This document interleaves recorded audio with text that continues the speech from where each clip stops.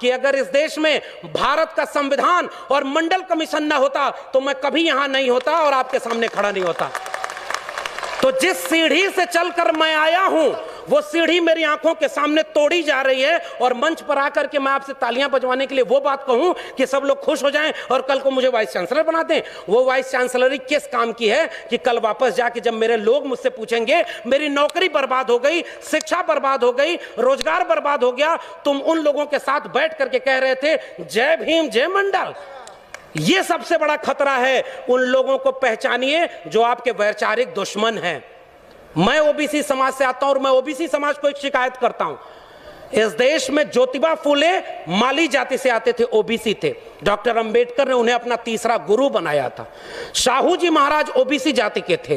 पेरियार चरवाहा समाज के थे। ओबीसी घरों में इनकी तस्वीरें नहीं है। शिवदयाल सिंह चौरसिया 1928 में बिहार में और उत्तर प्रदेश में आदि हिंदू सभा बनाए, और जब हिंदू लोगों ब्राह्मणों के पास गए और उनसे कहे कि मैंने आदि हिंदू सभा बनाया है, इसकी मेंबरशिप ले लो, तो ब्राह्मणों ने कहा हम हिंदू थोड़े ही हैं, हम तो आर्य हैं। तब चौरसिया साहब खड़े हुए और उन्होंने वो पर्चा फाड़ के कहा जब तुम हिंदू हम हिंदू, हम तो ये समझते थे दोनों एक हैं, और जब तुम हिंदू नहीं तो हम भी हिंदू नहीं। और उन्होंने उसका नाम बदल कर कहा depressed classes league, backward classes league. 1948 में उसका लखनऊ में सेमिनार कराया और उसकी अध्यक्षता करने के लिए पेरियार और डॉक्टर अंबेडकर को बुलाया, तब जाके बहुजन एका बनी थी। बस खतरा यह है कि उन लोगों को पढ़ने नहीं दिया गया। पनवाड़ी घरों में शिवदयाल सिंह चौरसिया का नाम नहीं है। मेरे अपने यादव घरों में पेरियार ललई सिंह यादव का नाम नहीं है। पेरियार ललई सिंह यादव ने क्या कहा था, मैं उनकी बात कह के रहा हूं। बलिदान न सिंह का होते सुना, बकरे बलिवेदी पर लाए गए, न काटे टेढ़े पादप गए, सीधों पर आरे चलाए गए, विषधारी को दूध पिलाया गया, विषहीन सदा तड़पाए गए। ये कहा था पेरियार ललई सिंह यादव ने।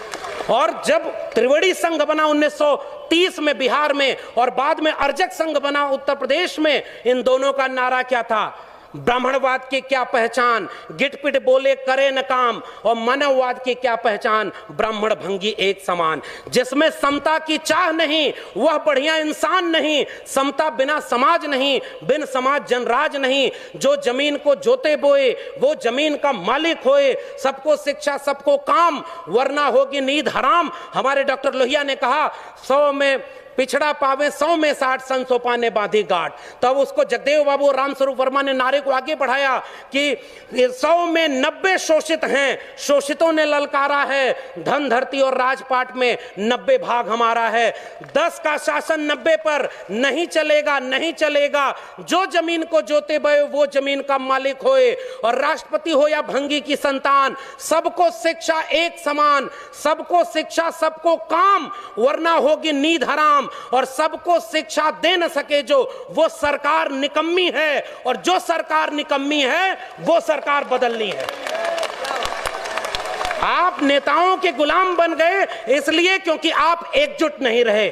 अचानक कोई नेता आके कहता है कि आप चलो हिंदू धर्म खतरे में है, अरे उससे रोक के पूछिए हमारा स्कूल और विश्वविद्यालय खतरे में है, तब तुम क्यों नहीं आए? मेरी नौकरी कोरोना में चली गई, तब तुम क्यों नहीं आए? हमारी अर्थव्यवस्था डूब गई, तब तुम क्यों नहीं आए? और 85% हिंदू तब बनाते हो जब मुसलमानों के खिलाफ दंगा कराना होता है। और उसके बाद दलित महिला थी, सुनिए, दलित महिला थी उत्तराखंड में, खाना बनाकर स्कूल के बच्चों को खिलाती थी, और दलित महिला की जाति देखकर सवर्ण बच्चों ने कहा हम खाना नहीं खाएंगे। तब हिंदू धर्म खतरे में क्यों नहीं आया?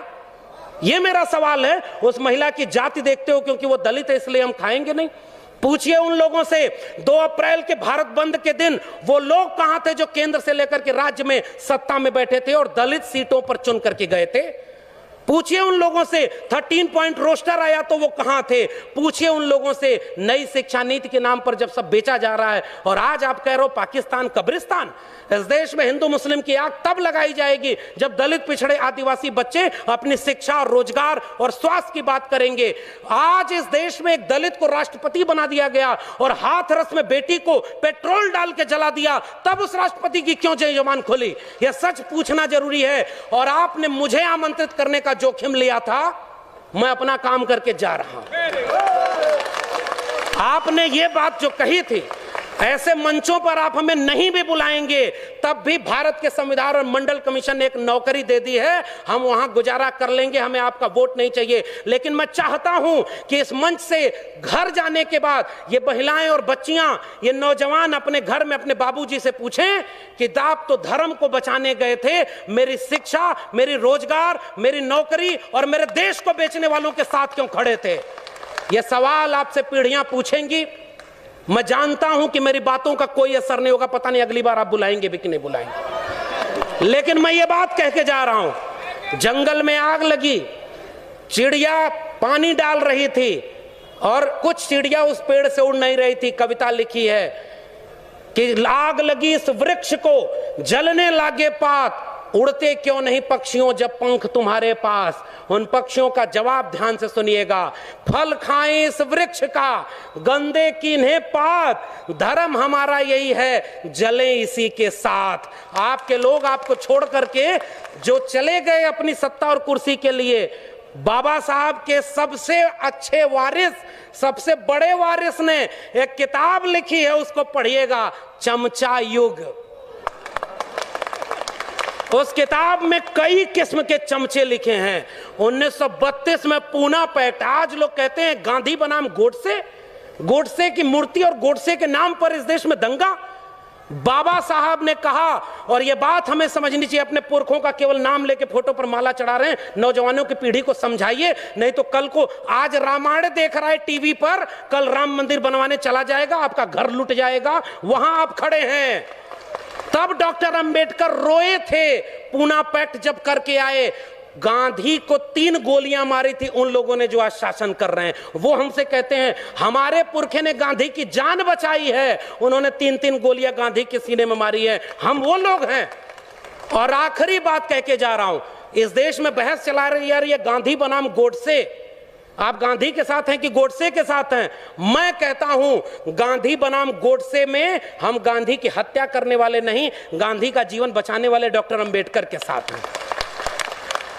पेरियार ईवी रामास्वामी नायकर और गांधी की बहस में हम पेरियार के साथ हैं, भगत सिंह और गांधी की बहस में हम भगत सिंह के साथ हैं। हम डॉक्टर अंबेडकर और गांधी की बहस में गांधी की नहीं डॉक्टर अंबेडकर के साथ हैं, और गांधी और लोहिया की बहस में हम लोहिया के साथ हैं। ये हमारी विरासत है। आने वाली पीढ़ियां हमसे पूछेंगी साहब कि जब देश लुट रहा था, आपके बच्चों का भविष्य बर्बाद किया जा रहा था, दंगाई बनाया जा रहा था, तब आप